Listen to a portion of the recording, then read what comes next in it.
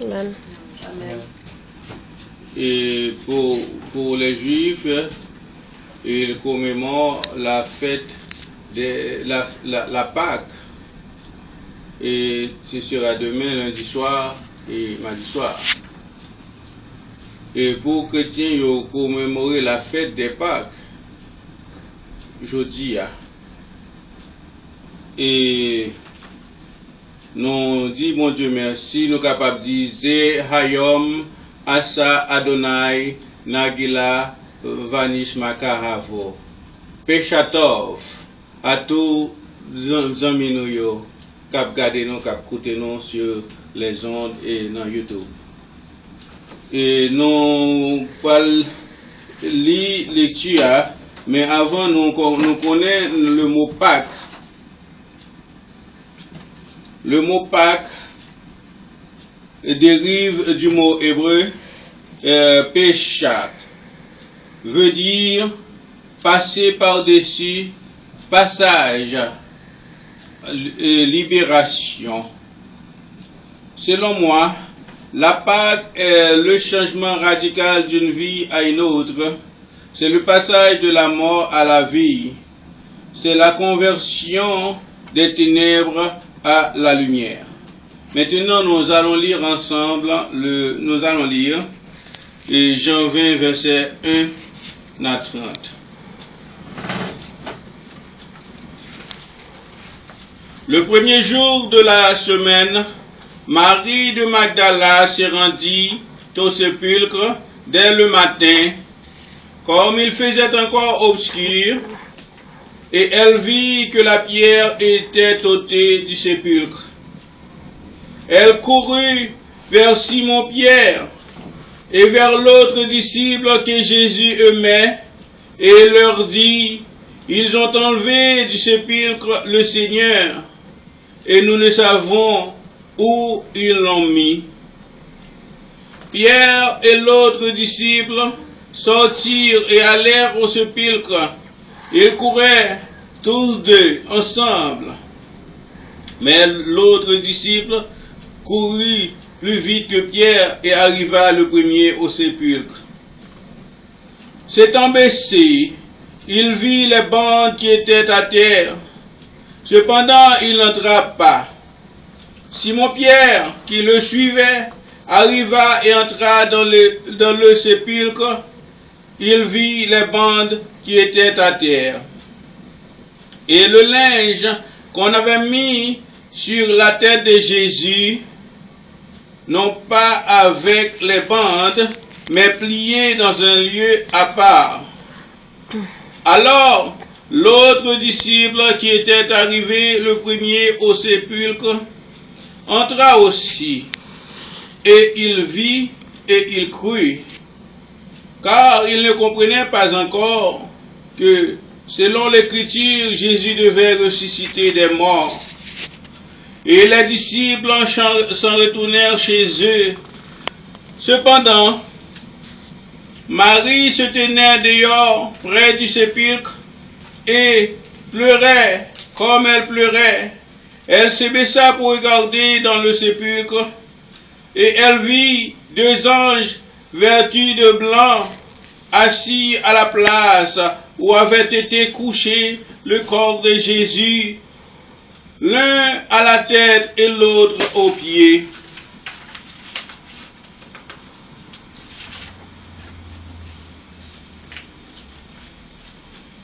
Ils lui dirent, « Femme, pourquoi pleures-tu » Et elle leur répondit, « Parce qu'ils ont enlevé mon Seigneur, je ne sais où ils l'ont mis. » En disant cela, elle se retourna et elle vit Jésus debout. Mais elle ne savait pas que c'était Jésus. Jésus lui dit, « Femme, pourquoi pleures-tu? Que cherches-tu » Elle, pensant que c'était le jardinier, lui dit, « Seigneur, si c'est toi qui l'as emporté, dis-moi où tu l'as mis, je le prendrai. » Jésus lui dit, « Marie. » Elle se retourna et lui dit en hébreu, Rabouni, c'est-à-dire maître. Jésus lui dit, ne me touche pas, car je ne suis pas encore monté vers mon Père. Mais va trouver mes frères et dis-leur que je monte vers mon Père et votre Père, vers mon Dieu et votre Dieu. Marie de Magdala alla annoncer aux disciples qu'elle avait vu le Seigneur et qu'il lui avait dit ces choses. Le soir de ce jour, qui était le premier de la semaine, les portes du lieu où se trouvaient les disciples étaient fermées à cause de la crainte qu'il avait des Juifs. Jésus vint, se présenta au milieu d'eux et leur dit, la paix soit avec vous. Et quand il eut dit cela, il leur montra ses mains et son côté. Les disciples furent dans la joie en voyant le Seigneur. Jésus leur dit de nouveau, la paix soit avec vous, comme le Père m'a envoyé, moi aussi je vous envoie. Après ces paroles, il souffla sur eux et leur dit, recevez le Saint-Esprit. Ceux à qui vous pardonnerez les péchés, ils leur seront pardonnés. Et ceux à qui vous les retiendrez, ils les seront retenus. Thomas, appelé Didyme, l'un des 12, n'était pas avec eux lorsque Jésus vint. Les autres disciples lui dirent donc, nous avons vu le Seigneur. Mais il leur dit, si je ne vois pas dans ses mains la marque des clous, et si je ne mets pas mon doigt dans la marque des clous, si je ne mets pas ma main dans son côté, je ne croirai point. 8 jours après, les disciples de Jésus étaient de nouveau dans la maison et Thomas se trouvait avec eux. Jésus vint.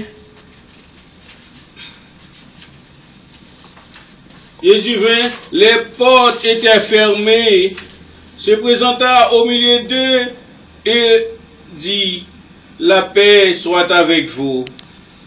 Puis il dit à Thomas, avance ton droit et regarde mes mains, avance aussi ta main et mets-la dans mon côté et ne sois pas incrédule, mais crois. Thomas, qui répondit, mon Seigneur et mon Dieu, Jésus lui dit, parce que tu m'as vu, tu as cru. Heureux ceux qui n'ont pas vu et qui ont cru. Jésus a fait encore en présence de ses disciples beaucoup de miracles qui ne sont pas écrits dans ce livre. Mais ces choses ont été décrites afin que vous croyiez que Jésus est le Christ, le Fils de Dieu, et qu'en croyant en lui vous ayez la vie en son nom. Parole du Seigneur. Amen. Oh, nous disons merci à notre grand Dieu pour le sacrifice qu'il a fait, il a accepté souffrance. C'est ça que fait Pâques signifie passage. Pâques, Dieu saute dans rayi, vient dans remè. Pâques signifie saute dans ténèbres, vient dans lumière. Beaucoup de gens, ils fêtent Pâques, ils prennent comme ils fêtent champêtre. Pour fêter Pâques, acheter beaucoup de fleurs. Mais, fleurs yo, sans yo mourir, c'est pin yo côté pour piquer moun. Parce que moun yo pas gen l'amour. Acheter beaucoup de fleurs, habiller bien brodés, et préparer des gifs de Pâques, des œufs de Pâques. Mais, ils n'ont pas l'amour dans leur cœur. Ils sont des incrédules, ils sont des Thomas. Qui parlent dans l'église comme ils ont étudié l'histoire. Ils connaissent que ils parlent de Jésus, ils parlent de tout ça que nous sommes là, mais ils ne pas comprendre. Mais est-ce que c'est nous-mêmes seulement qui avons fêté Pâques? Pour les Juifs, il a fêté Pâques tout parce qu'il fut temps, ils étaient dans l'esclavage en Égypte. Et pendant ce temps, ils étaient dans l'esclavage. Les qu'on dans l'esclavage ou privés de toutes sortes de santé, toutes sortes de jouissances. Lorsqu'on est esclave, il y a maltraité. C'est comme ça, Juif tout, jodi il y a fêté Pâques, qui relève Pécha Tov, c'est-à-dire bonne fête de Pâques. La Pâque juive est l'une des fêtes les plus importantes dans le judaïsme. Elle commémore la sortie d'Égypte, la naissance d'Israël en tant que peuple, et plus généralement, elle est la fête de la libération des Juifs qui étaient sous l'impulsion des Égyptiens et de la fin de la servitude de l'homme par l'homme, d'après la Haggadah, rituel après cité pendant deux premiers soirs de Pacha. Chaque Juif a le devoir de se considérer comme s'il était sorti lui-même d'Égypte. C'est comme ça que Juif a fêté fête Pâques là. Dans le moment ça, ils ont tout considéré, même si ils n'ont pas de juif, ils n'ont pas de servitude, je dis là, mais ils ont tout considéré comme ils ont dans servitude, et ils étaient dans servitude dans Égypte pour être capable de commémorer fête ça. Pour les Juifs, fête ça a duré 8 jours. Ok? Pour cette année, ils ont commencé de 15 au 22 Nissan. C'est pour ça le mois d'avril là dans le calendrier juif là. Encore pour les Juifs, et Pécha s'appelle aussi la fête des Matzot. Matzot, c'est une série de pains sans levain, qui est les galettes ou pâtes non levées. Et ça fait ça, moi j'ai pensé pour changer, que il a retiré dans tout, il a retiré toute malédiction Égypte là, toute bagaille qui était gagné les vins. Dans l'époque ça encore, gagné ça il aurait été loin des amètres. Des amètres, c'est une série de concours blé, orge, avoine et l'autre et il aurait été loin des bagages ça yo et autres et seigle qui subissent un processus de fermentation. Tout ça qui est en fermentation, dans la maison juive, bagaille à fermentation, ça yo, c'est même ça, c'est bagaille à brejeter.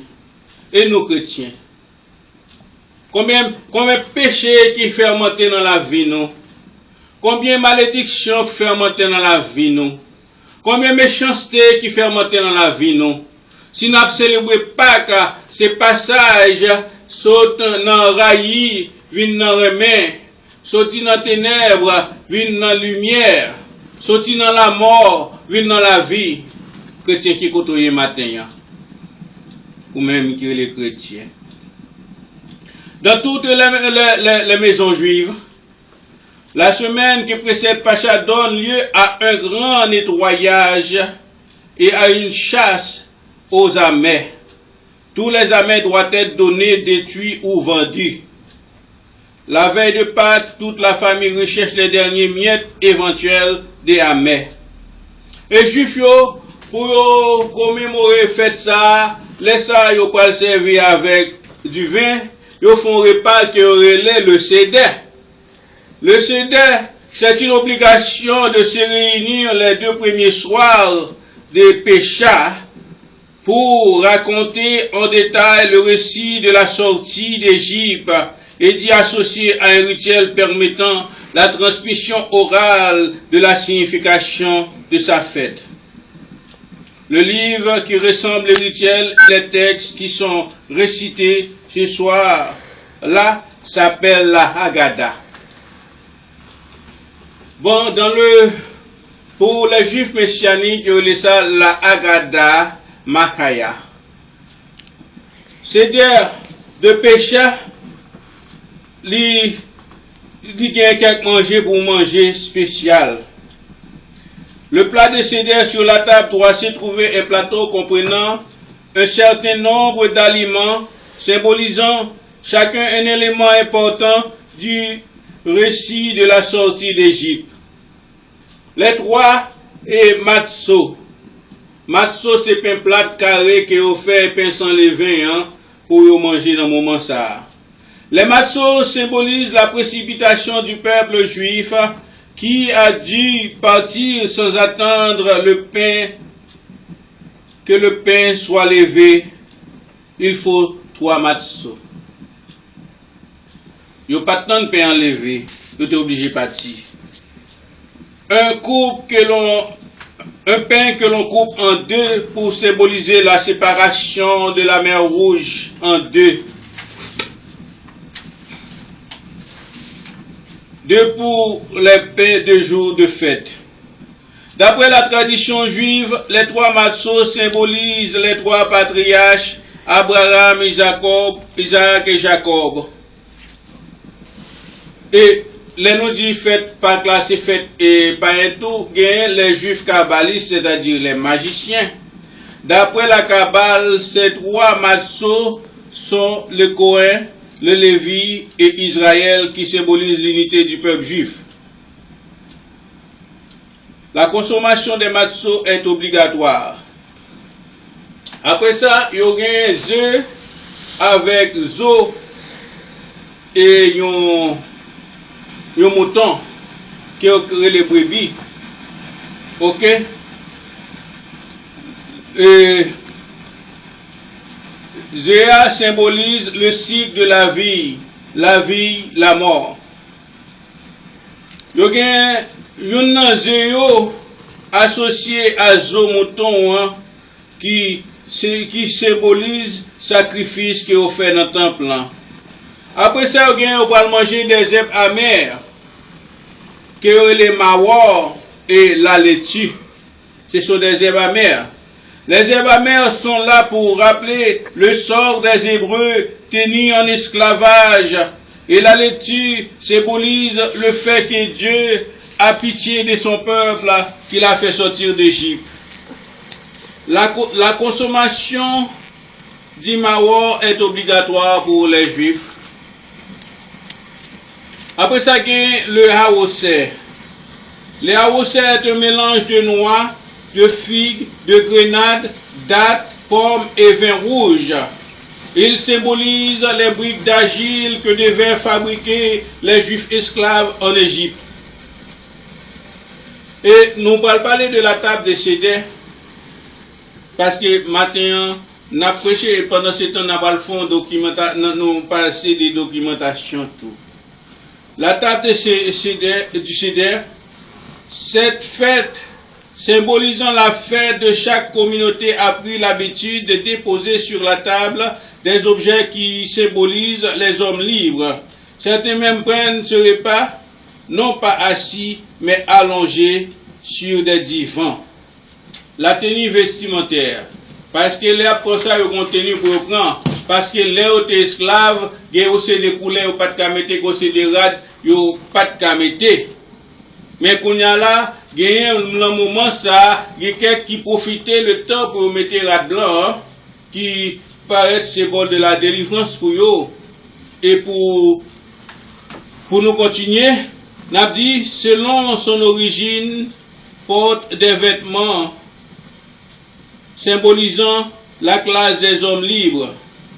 Pour certaines communautés, c'est le blanc qui était interdit aux esclaves ou les couleurs qui étaient réservées aux hommes riches et libres. Nous, esclaves là, pas bon. Et ou même chrétiens qui esclaves, Satan aujourd'hui. Et ou même qui chrétiens qui prennent l'église qui fait zève démon aujourd'hui. Après ça, nous voyons les 4 coupes de vin. Chaque personne doit boire 4 coupes de vin en se penchant du côté gauche, symbole de la libération des Hébreux. Et encore, il y a un bagage qui est fait que nous-mêmes,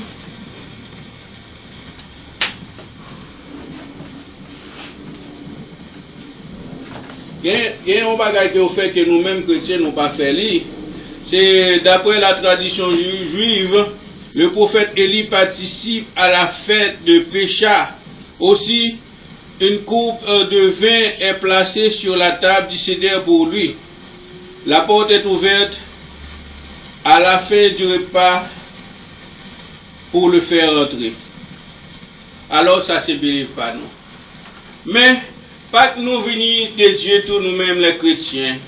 C'est peut-être ça nous parlons la Haftara, c'est-à-dire la lecture, Ésaïe 61, verset 1 à 11. Parce que Pâques encore, moi dis c'est la libération de l'esclavage. Ou même qui était esclave dans le temps passé, ou même qui était sous joug Satan, ou même qui t'a fait Satan plaisir, ou fait toute bagaille. Ou même qui était en bas Jézabel, qui fait Jézabel plaisir, tout ça le fait bon. Dans le moment Pâques, ça, c'est pas célébrer Pâques pour comme fête païen sous ces chrétiens. Mais fête païenne, ça n'est pas pour eux. Pâques là, c'est l'heure pour changer d'habitude. Pâques là, c'est l'heure pour changer d'avis. Pâques là, c'est l'heure pour quitter méchanceté, pour venir au monde qui aider la communauté. Selon le prophète Ésaïe 61, verset 1 à 11, il a dit, l'Esprit du Seigneur l'Éternel est sur moi, car l'Éternel m'a oint pour porter de bonnes nouvelles aux malheureux. Il m'a envoyé pour guérir ceux qui ont le cœur brisé, pour proclamer aux captifs la liberté et aux prisonniers la délivrance, pour publier une année de grâce de l'Éternel, un jour de vengeance pour notre Dieu, pour consoler tous les affligés, pour accorder aux affligés de Sion, pour leur donner un diadème au lieu de la cendre, une huile de joie au lieu du deuil, un vêtement de louange au lieu d'un esprit abattu, afin qu'on les appelle les térubins de la justice, une plantation de l'Éternel pour servir à sa gloire. C'est comme ça Dieu a choisi Jésus. Il a choisi aussi les prophètes pour la libération de son peuple. Ils rebâtiront d'anciennes ruines, ils relèveront d'antiques décombres, ils renouvelleront des villes ravagées, dévastées depuis longtemps. Des étrangers seront là et feront paître vos troupeaux. Des fils de l'étranger seront vos laboureurs et vos vignerons. Mais vous, on vous appellera sacrificateur de l'Éternel. On vous nommera serviteur de notre Dieu. Vous mangerez les richesses des nations et vous vous glorifierez de leur gloire. Au lieu de votre opprobre, vous aurez une portion double. Au lieu de l'ignominie, ils seront joyeux de leur part. Ils posséderont ainsi le double de leur pays et leur joie sera éternelle. C'est moi éternel, j'aime la justice, je hais la rapine et l'iniquité. Je donnerai fidèlement leur récompense et je traiterai avec eux une alliance éternelle. Leur race sera connue parmi les nations et leur postérité parmi les peuples. Tous ceux qui les verront reconnaîtront qu'ils sont d'une race bénie de l'Éternel.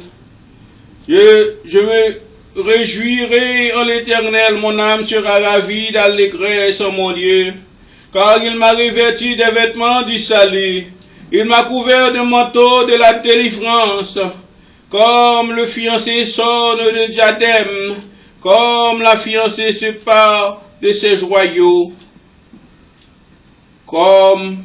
car comme la terre fait éclore son germe, et comme un jardin fait pousser ses semences, ainsi le Seigneur l'Éternel fera germer le salut et la louange en présence de toutes les nations.